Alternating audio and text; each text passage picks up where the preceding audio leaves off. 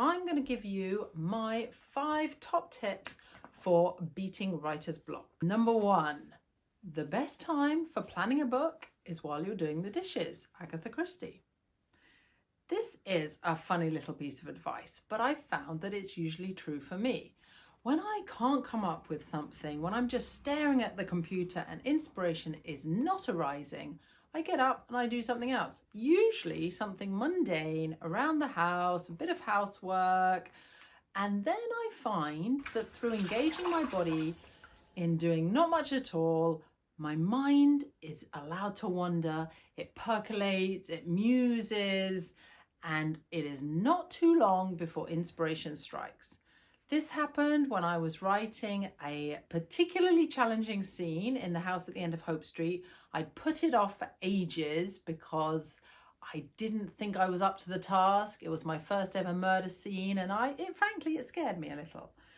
And so I put it off till the very end. I procrastinated a lot, and then I went for a walk. And it was going to be a really long walk. However, a few minutes from my house, the first 4 sentences of that scene just dropped straight into my head.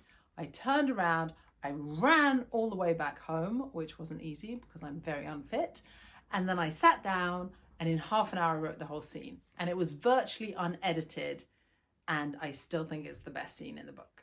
So if you find yourself staring at the blank page, just leave the page. Do something else. Do a little housework. Do a little hoovering, a little dusting, a little ironing. I never dust or iron. Who dusts and irons? I don't know. But whatever it is, just let your mind wander around the subject of your story. Let yourself muse upon it, and it won't be long before inspiration settles upon you and you dash off back to the page again. Number 2. This is one that seems a bit dictatorial, but it actually isn't. So stick with me on this one. I don't wait for moods. You accomplish nothing if you do that. Your mind has to know when it's time to get down to work. Pearl S. Buck.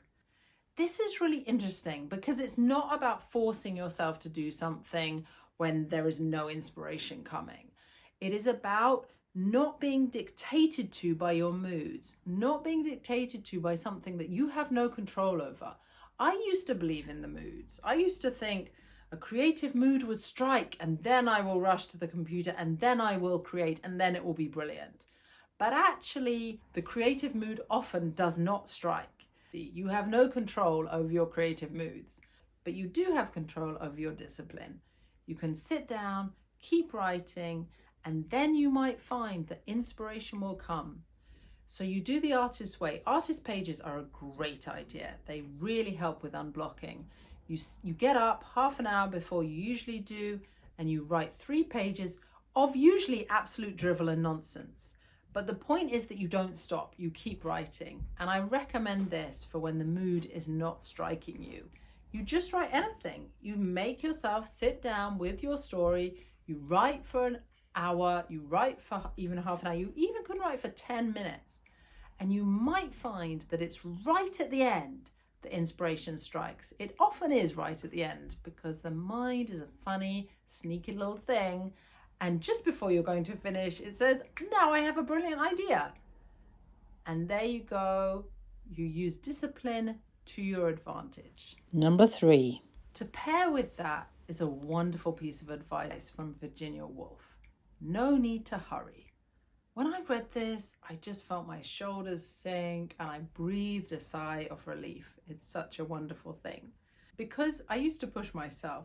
I used to think that I'd have to sit down, I have to have discipline, I have to write a certain amount of words a day, but sometimes you can't do that. Sometimes the work dictates its own pace and you're just pushing like Sisyphus, the boulder up the hill, and it keeps coming down, you keep pushing it back up again and you achieve nothing.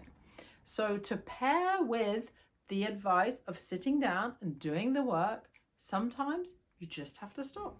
You have to wait for the idea to ripen on the tree before you can pluck it. Let yourself off the hook. If you push an idea before it's ready, it won't be any good. You'll just end up writing a load of words that you then have to cut. Number 4. Life is too short to work too hard. Vivian Lee. Having fun is very important. I didn't used to think this. I used to be very serious. I used to write for hours and hours a day because I thought you have to write a book, you have to be serious about being a writer, and everything is about words on the page. But we have a saying here in England from I don't know how long ago, all work and no play makes Jack a dull boy. Well, all writing and no fun usually makes that writing quite dull too. Because if you're just writing and not living, what do you have to write about? Then it all comes from the head and not from the heart. They say write what you know, but what do you know if you're not living? So it's very important, even when you're writing, to do things that you love. You know, in the artist's way, again, Julian Cameron says this. Take yourself on artist dates. She says once a week. I would say every day. Every day I go for a little walk. I love to walk around my local graveyard. I love to walk through Cambridge because I find it so inspiring. You know, you need to take these little moments to feel inspired. I go to the Fitzwilliam Museum. I look at the arts. You need to do these things in order to keep the inspiration alive. You can't just write and not live.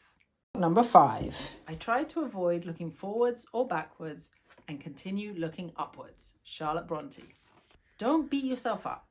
Don't waste energy and time worrying about what you haven't done, worrying about what you still have to do.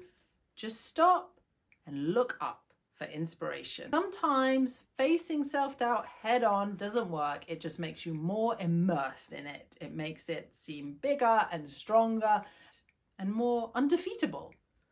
If you sidestep it, if you do something completely different, you can trick it sometimes. Trick it. Don't engage with self-doubt. Do something completely different. Go for a walk. Engage in an activity that gives you pleasure. And this piece of advice actually inspired a whole novel, The Witches of Cambridge, because I was walking through the streets and I started looking up and seeing the turrets and the towers, and it gave me an idea. What if there were a group of witches up there looking down on me and all the other students and everything and thinking, what are we up to? And that sparked a whole novel just from looking up. We often look forward, or we look down, or we look back in our thoughts, but we don't look up, and there's so much we miss. Inspiration comes from the heavens. I'll end with a wonderful quote from Madeline Miller, who, by the way, does not believe in writer's block, which I think is great. She believes in writerly pauses. Writer's block is just when you have the expectation that you should be writing, that your story should be being written. But sometimes the story has its own pace. Discipline is important, but so is taking a breath and looking around and giving things a chance to germinate. If you've enjoyed this video, I invite you to check out my in-person classes, my Zoom classes, CambridgeCreativeWritingCompany.com, menavanprague.com, and join me for my next series of Zoom classes starting March 4th.